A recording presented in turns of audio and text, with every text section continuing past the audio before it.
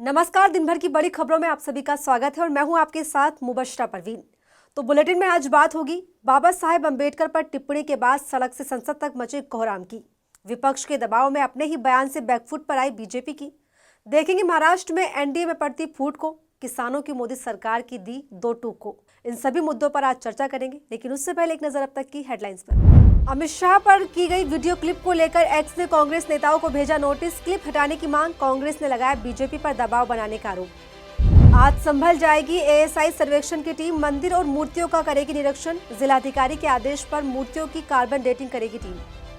कर्नाटक विधानसभा में विपक्ष ने किया सांकेतिक विरोध, अपनी सीटों पर अंबेडकर की तस्वीर रखकर विधायकों ने किया सदन से वॉकआउट। बिहार के सीएम नीतीश कुमार की यात्रा पर निर्दलीय एमएलसी महेश्वर सिंह का तंज, बोले आजकल राजा की दिमागी हालत ठीक नहीं। लव जिहाद के आरोपों में घिरे कानपुर के आईपीएस मोहम्मद मोहसिन खान को बड़ी राहत, इलाहाबाद हाईकोर्ट ने गिरफ्तारी पर लगाई रोक। तो अब खबरें विस्तार से और बात करते हैं आज की सबसे बड़ी खबर की। गृहमंत्री अमित शाह के बयान से संसद में जबरदस्त हंगामा मचा हुआ है। इस मुद्दे पर पूरा विपक्ष एकजुट होकर शाह से माफी की मांग कर रहा है। इसी कड़ी में विपक्षी सांसदों ने संसद के बाहर विरोध मार्च निकाला। कांग्रेस सांसद राहुल गांधी और प्रियंका गांधी नीले कपड़े पहनकर संसद पहुंचे। इस बीच कांग्रेस और बीजेपी सांसदों के बीच धक्का मुक्की भी देखने को मिली। तो क्या है पूरी खबर, देखिए इस रिपोर्ट में। संसद के शीतकालीन सत्र का 19वां दिन है। राज्यसभा में गृहमंत्री अमित शाह के अंबेडकर को लेकर दिए बयान का मामला तूल पकड़ता जा रहा है। एक तरफ विपक्ष इस मुद्दे पर गृहमंत्री अमित शाह से माफी की मांग कर रहा है, उधर बीजेपी नेता मिलकर अमित शाह का बचाव करने में लगे हुए हैं, जिसके बाद विपक्ष इस मुद्दे पर विरोध प्रदर्शन को तेज कर रहा है।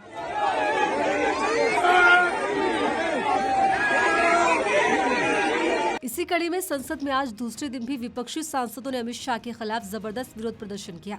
इस दौरान कांग्रेस सांसद राहुल गांधी और प्रियंका गांधी नीले कपड़े पहनकर संसद पहुंचे। संसद के दोनों सदनों में बाबा साहेब अंबेडकर के बयान पर खूब विरोध प्रदर्शन हुआ, जिसके चलते संसद के दोनों सदनों की कार्यवाही दोपहर 2 बजे तक के लिए स्थगित कर दी गई। बता दें 18 दिसंबर को भी विपक्षी सांसदों ने सदन में जय भीम के नारे लगाए थे। वहीं संसद में हंगामे के दूसरे दिन लोकसभा में नेता प्रतिपक्ष राहुल गांधी ने कांग्रेसी सांसदों के साथ संसद भवन में मीटिंग की। वहीं कांग्रेस सांसद रणदीप सिंह सुरजेवाला ने बाबा साहेब अंबेडकर के अपमान पर अमित शाह के खिलाफ नियम 267 के अंतर्गत राज्यसभा में स्थगन प्रस्ताव का नोटिस भी जारी किया, जिसके बाद पूरा विपक्ष एक साथ एक सुर में गृहमंत्री अमित शाह के खिलाफ खड़ा हो गया है। वहीं इस पूरे मुद्दे पर अमित शाह का बचाव करते करते पूरी बीजेपी बुरी तरह से घिर गई है। विपक्ष के विरोध प्रदर्शन के दौरान कांग्रेस और बीजेपी सांसदों के बीच धक्का मुक्की भी देखने को मिली। इस दौरान भाजपा सांसद सारंगी गिरकर घायल हो गए। वहीं बीजेपी सांसद ने आरोपी राहुल गांधी पर धक्का देने का आरोप भी लगाया। इसके बाद राहुल से जब धक्का मुक्की पर सवाल हुआ तो उन्होंने उल्टा भाजपा सांसदों पर आरोप लगाया। आपके कैमरा में होगा, ये पार्लियामेंट की एंट्रेंस है, इसमें मैं अंदर जाने की कोशिश कर रहा था तो बीजेपी के एमपी जो थे वो मुझे ऐसे रोकने की कोशिश कर रहे थे, धकेल रहे थे और मुझे धमका रहे थे, तो वो हुआ है।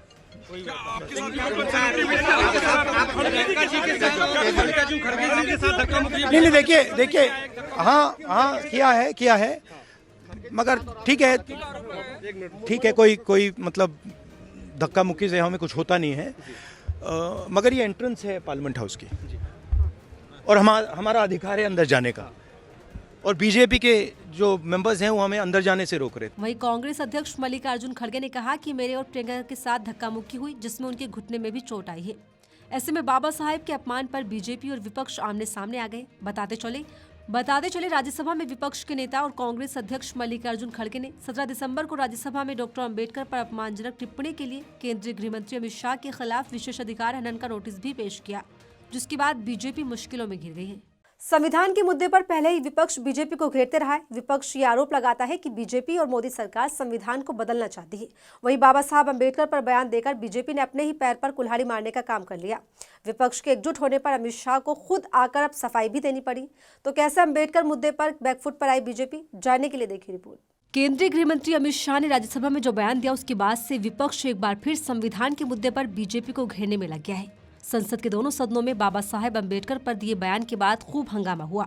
सभी विपक्षी पार्टियों के अल्टीमेटम के बाद बीजेपी चारों तरफ से घिर गई, जिसके बाद बैकफुट पर आते हुए गृहमंत्री अमित शाह को अपने बयान पर सफाई देनी पड़ी। दरअसल गृहमंत्री अमित शाह ने बुधवार को प्रेस कॉन्फ्रेंस कर अपनी सफाई दी, जिसमें उन्होंने कहा, कल से कांग्रेस पार्टी ने जिस तरह से तथ्यों को तोड़ मरोड़ कर रखने का प्रयास किया है, ये अत्यंत निंदनीय है और मैं इसकी निंदा करना चाहता हूं। इस तरह चारों तरफ से घिरी बीजेपी ने यू टर्न लेते हुए अपने बयान से ही पल्ला झाड़ लिया। बता दें, बाबा साहब पर दिए बयान के बाद से बीजेपी के खिलाफ सड़क से संसद तक माफी का शोर गूंज रहा है। हर कोई अमित शाह के अम्बेडकर पर दिए बयान की खुलकर निंदा कर रहा है। वहीं बाबा साहेब अम्बेडकर पर की गई टिप्पणी के खिलाफ दिल्ली से महाराष्ट्र तक में भी बवाल मचा हुआ है। नागपुर के संविधान चौक पर कांग्रेस और एमवे के नेता और विधायकों ने भी जबरदस्त विरोध प्रदर्शन किया। इसी के साथ आप संयोजक अरविंद केजरीवाल ने भी एनडीए के साथी दलों जेडीयू और टीडीपी के मुखिया नीतीश कुमार और चंद्रबाबू नायडू को चिट्ठी लिखी।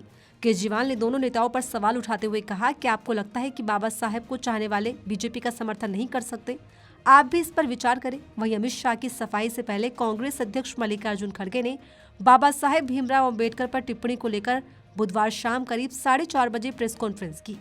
इस दौरान उन्होंने प्रधानमंत्री मोदी को चेतावनी देते हुए कहा कि गृह मंत्री अमित शाह को रात 12 बजे से पहले बर्खास्त कर दे। इसी के साथ खड़गे ने आरोप लगाया कि मोदी और शाह एक दूसरे के पापों और बातों को बचाव करते हैं। इस तरह बाबा साहब अम्बेडकर को लेकर अमित शाह के दिए बयान ने देश की सियासत में उबाल ला दिया है, जिससे बीजेपी बैकफुट पर आ गई है। महाराष्ट्र में एनडीए में मचा कलेश खत्म होने का नाम नहीं ले रहा। कैबिनेट विस्तार को लेकर अभी मामला शांत भी नहीं हुआ था कि अब विधान परिषद चुनाव को लेकर एनडीए में घमासान मच गया है। दरअसल बीजेपी से नाखुश शिंदे अपना उम्मीदवार उतारना चाहते थे, लेकिन बीजेपी इस बात पर भी राजी नहीं हुई, जिसके बाद एनडीए में एक बार फिर से घमासान देखने को मिल रहा है। तो क्या है पूरा मामला, देखिए इस रिपोर्ट में। महाराष्ट्र की राजनीति में हर दिन के साथ एक नया राजनीतिक घमासान देखने को मिल रहा है। एक तरफ महायुति में मंत्रिमंडल की शपथ के बाद हर किसी को पोर्टफोलियो के बंटवारे का इंतजार है, तो वहीं इस बीच खबर है कि महायुति में एक बार फिर दरार पड़ती हुई दिखाई दे रही है और इस बार इस दरार की वजह विधान परिषद चुनाव बताया जा रहा है। जानकारी के मुताबिक विधान परिषद अध्यक्ष चुनाव को लेकर बीजेपी के एमएलसी राम शिंदे ने बुधवार को नामांकन दाखिल कर दिया। इस दौरान एकनाथ शिंदे उनके साथ नहीं थे, जबकि अजित पवार और सीएम देवेंद्र फडणवीस वहां मौजूद थे। ऐसे में सियासी गलियारों में एक बार फिर चर्चा शुरू हो गई कि महायुति में सब कुछ ठीक नहीं है। कहा तो ये भी जा रहा है कि शिंदे की उम्मीदवारी को शिवसेना के लिए बड़ा झटका है। शिवसेना चुनाव परिणाम के बाद से इस पद पर अपना दावा कर रही थी। ऐसे में एक बार फिर शिंदे और बीजेपी के बीच विवाद खड़ा हो गया है। ये विवाद ऐसे समय में सामने आए जो पहले ही एनडीए में कैबिनेट विस्तार पर मचा बवाल थमने का नाम नहीं ले रहा। पहले ही बीजेपी, एनसीपी और शिंदे की शिवसेना में बगावती सुर शांत नहीं हो रहे, जो पार्टी के लिए खतरा बन रहे हैं। वहीं इस बीच खबर ये भी है कि महाराष्ट्र की राजनीति के दिग्गज नेता छगन भुजबल अजित पवार और उनकी पार्टी से इतने नाराज है कि अब उन्होंने एनसीपी को छोड़ने तक का मन बना लिया है। दरअसल महाराष्ट्र कैबिनेट का गठन होने के बाद से ही वो विरोधी सुर अपनाए हुए हैं। बीते दिन उन्होंने अपने पार्टी समर्थकों के साथ नासिक में शक्ति प्रदर्शन किया और उनसे अपने अगले रुख को लेकर बातचीत की। छगन भुजबल ने अजित पवार और उनकी पार्टी पर जुबानी हमला बरकरार रखा। ऐसे में अब चर्चा चल रही है कि भुजबल अजित पवार का साथ छोड़कर भाजपा में शामिल होने वाले हैं। बता दें, भुजबल ओबीसी का एक बड़ा चेहरा है। उन्हें मंत्री नहीं बनाए जाने से उनके समर्थक गुस्से में। उनके कुछ समर्थकों ने भाजपा के साथ जाने की मांग भी उठाई है। बताते चले, भुजबल पहले शिव सैनिक थे, बाद में कांग्रेसी बने और उसके बाद एनसीपी में गए। शरद पवार का साथ छोड़कर अजित पवार कुनबे में शामिल हुए और अब भाजपा ज्वाइन करने जा रहे हैं। इस तरह एनडीए में मची उथल-पुथल से मोदी शाह की टेंशन बढ़ी हुई है। बताते चले, विधान परिषद अध्यक्ष चुनाव के लिए 2022 और 2023 में शिवसेना और एनसीपी के विभाजन के चलते नहीं हो पाया था। बीजेपी के पास पहले से ही विधानसभा अध्यक्ष का पद है। ऐसे में अब दोनों सदनों में अध्यक्ष पद पर बीजेपी का कब्जा हो गया है, जिसके बाद एनडीए में महासंकट की आहट तेज होती जा रही है। हरियाणा के शंभू बॉर्डर पर किसान बीते 11 महीने से धरना दे रहे हैं। हालांकि मोदी सरकार उनकी मांगे नहीं सुन रही, जिसके बाद किसानों ने अपने आंदोलन को तेज करते हुए बीते दिन रेल रोको आंदोलन किया। इसके बाद अब खबर है कि हरियाणा की खाप पंचायतों को भी किसानों का समर्थन मिल गया है, जिसके बाद किसान अब महापंचायत करने वाले हैं। इस ऐलान ने मोदी सरकार की मुश्किलें और बढ़ा दी है।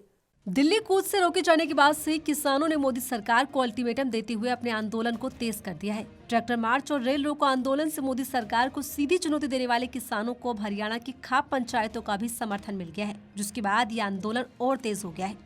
दरअसल चंडीगढ़ के सेक्टर 35 के किसान भवन में हरियाणा की खाप पंचायतों की मीटिंग हुई, जिसके बाद उन्होंने किसान आंदोलन को समर्थन देते हुए 29 दिसंबर को हिसार में खाप महापंचायत का ऐलान किया है। इस दौरान किसान यूनियन के जिला अध्यक्ष नरेंद्र ढांडा का कहना है कि सरकार को किसानों से बातचीत करनी होगी।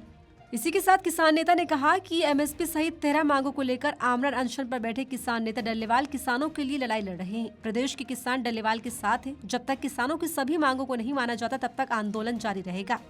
ढांडा ने कहा कि मंडी में किसान की फसल औने पौने दामों पर खरीदी जा रही है, लेकिन सरकार के कानों पर जू तक नहीं रेंग रही। आगे उन्होंने कहा, एक तरफ तो सरकार किसान हितैषी होने का ढोंग करती है, दूसरी तरफ किसानों पर लाठी बरसा रही है। सरकार का रवैया निंदनीय है। जब तक किसानों की मांगों को नहीं माना जाता, तब तक जुलाना से सैकड़ों किसान रोजाना खनौरी बॉर्डर पर पहुंचेंगे। ऐसे में किसानों के इस कदम ने मोदी सरकार की मुश्किलें और बढ़ा दी हैं। बता दें 24 दिन से आमरण अनशन पर बैठे किसान नेता जगजीत सिंह डल्लेवाल की सेहत दिन ब दिन खराब होती जा रही है। इसको लेकर सुप्रीम कोर्ट में भी सुनवाई हुई। 18 दिसंबर को सुप्रीम कोर्ट में पंजाब सरकार की तरफ से एडवोकेट जनरल गुरमिंदर सिंह ने कहा कि डल्लेवाल को अस्पताल में भर्ती कराया जाना उचित रहेगा। इस पर जस्टिस सूर्यकांत ने कहा उनसे भावनाएं जुड़ी हुई हैं, राज्य को कुछ करना चाहिए, ढिलाई नहीं बरतनी चाहिए, आपको हालात संभालने होंगे। हालांकि किसान फसलों की खरीद पर न्यूनतम समर्थन मूल्य की गारंटी के लिए कानून की मांग कर रहे हैं और इसके लिए किसानों का कहना है कि वो इस पर किसी भी तरह का समझौता नहीं चाहते हैं, वो सीधे मोदी सरकार से बात करना चाहते हैं। और फिलहाल मेरे साथ इस बुलेटिन में इतना ही। ऐसे तमाम खबरों के लिए बने रहिए मेरे साथ और देखते रहिए आर्टिकल 19 इंडिया।